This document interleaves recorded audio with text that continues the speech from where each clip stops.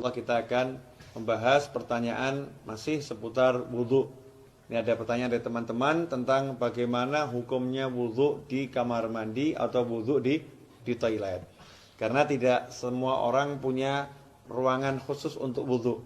Dan memang anehnya kita ini ya. Kita ini kalau bangun rumah ada ruangan untuk mandi, ada ruangan untuk masak, ada ruangan untuk tidur, ada ruangan untuk ngopi.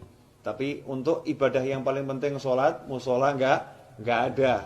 Kemudian fasilitas untuk sholat, wudhu juga tidak disediakan khusus. Ini kita kelemahannya. Menyikapi hal itu, maka timbul pertanyaan, kalau wudhunya tidak di ruangan khusus, ya tidak di ruangan khusus untuk wudhu atau enggak punya padasan. Kalau orang Jawa dulu punya padasan ya, gentong yang ada lubangnya di bawah, taruh di halaman untuk minum atau untuk wudhu. Kalau enggak punya seperti itu, adanya kamar mandi, adanya toilet, atau ketika di mall atau di pasar, wudhunya tidak di tempat khusus wudhu, tidak di luar ruangan, tapi di dalam toilet, di dalam kamar mandi atau di dalam WC kalau bahasa umumnya ya. Kira-kira seperti apa? Sah tidak wudhunya? Kalau ditanya wudhunya sah atau tidak, maka wudhunya sah kalau memang syarat-syarat sahnya wudhu dipenuhi, kemudian hal-hal yang membatalkan wudhu tidak dilakukan, wudhunya sah-sah saja. Tetapi timbul masalah, orang wudhu itu ada sunnah-sunnah dan ada adab. Di antara sunnah-sunnahnya adalah membaca Bismillahirrahmanirrahim di awal wudhu seperti yang sudah dijelaskan. Kemudian nanti ada doa setelah wudhu. Dan ada adab-adab yang diajarkan oleh para ulama. Ada ulama-ulama yang menyusun doa-doa ketika basuh wajah, doa ketika berkumur, doa ketika membasuh tangan, doa ketika membasuh kaki. Seperti yang dijelaskan oleh Imam Ghazali dalam kitabnya Bidayatul Hidayah. Jadi memang doa-doa itu tidak diajarkan Rasulullah SAW, tapi orang diajarkan untuk berdoa kapanpun ya. Apalagi kalau doa ini dari para ulama. Lantas bagaimana kita mau membaca doa di dalam kamar mandi? Atau kita mau membaca Bismillahirrahmanirrahim sedangkan di dalam kamar mandi. Sementara kita ketahui Nabi kita Muhammad SAW mengajarkan agar kita tidak membaca lafzul jalalah, asma Allah, atau ayat-ayat Al-Quran, atau doa-doa di dalam toilet, di dalam kamar mandi. Emang apakah ada sumber hadisnya? Ada. Kita semua tahu baginda Muhammad SAW itu punya cincin. Ya, punya cincin.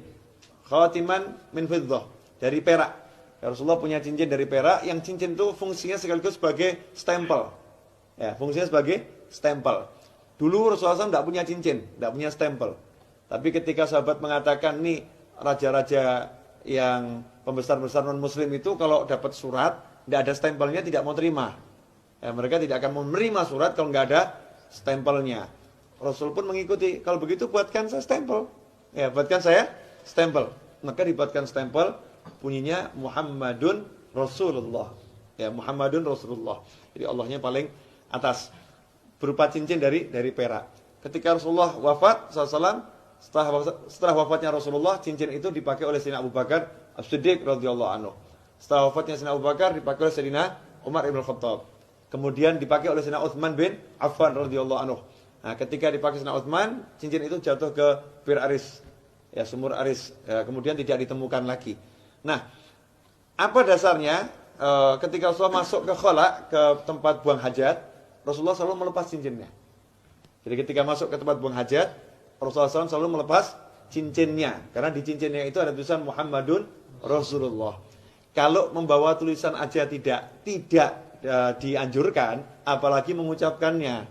Yang membawanya aja tidak dianjurkan, apalagi mengucapkannya. Berdasarkan hadis tersebut, bagaimana diriwayatkan oleh Imam Al-Hakim, ya, dalam kitabnya Al-Mustadrak Al-Sahihain. Di situ beliau menyatakan, anna Rasulullah labisa khatiman naksuhu Muhammadur Rasulullah. Fakana idza dakhala al-khala wada'ahu. Kata Al-Hakim dalam kitab Al-Mustadrak, Az-Zuhri menyebutkan bahwasanya Rasulullah SAW punya cincin yang tulisannya adalah Muhammadun Rasulullah. Idza dakhala al-khala wada'ahu. Kalau masuk ke khala, ke toilet, Rasulullah SAW selalu melepaskan cincinnya tersebut.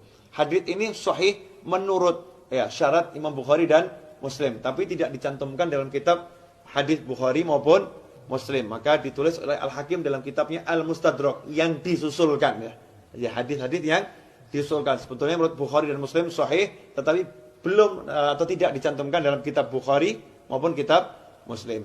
Nah, hadis ini menunjukkan memang kalau masuk kamar mandi jangan bawa tulisan yang mengandung nama Allah atau nama Rasulullah Shallallahu Alaihi Wasallam. Dari sini ulama kemudian mengambil kesimpulan kalau membawa tulisan nggak boleh, apalagi membacanya. Bukan haram ya, tidak boleh dalam arti tidak beradab atau kurang sopan. Karena itu seyukyanya jangan berwudu di toilet, seyukyanya. Cari tempat wudu yang memang betul-betul untuk wudu. Kalau tidak adanya toilet, barulah silahkan wudu di toilet atau di kamar mandi atau di WC. Tapi kalau wudu di kamar mandi, toilet atau WC, jaga adabnya. Apa adabnya itu? Ya satu, jangan membaca asma Allah. Cukup dibaca di dalam hati. Atau sebagaimana dengan doa setelah wudu, ya doanya dibaca di luar kamar mandi. Jadi selesai wudu langsung keluar baca doa setelah wudu. Atau bismillahnya dibaca di luar dulu. Bismillahirrahmanirrahim, masuk langsung wudu juga. Nah, dengan begitu maka sunnahnya tidak hilang, tetap bisa melaksanakan sunnah-sunnah yang dianjarkan oleh Nabi Muhammad Sallallahu Alaihi Wasallam. Insyaallah sedikit ini barokah dan jangan kemudian jadi jalan justru. Oh berarti wudu di toilet gak apa-apa. Oke deh, kita wudunya di toilet aja ya. Jangan seperti itu. Usahakan wudu di luar toilet agar bisa melaksanakan banyak sunnah. Kalau memang terpaksa baru berwudu di toilet. Wal afu minkum. Wassalamualaikum warahmatullahi wabarakatuh.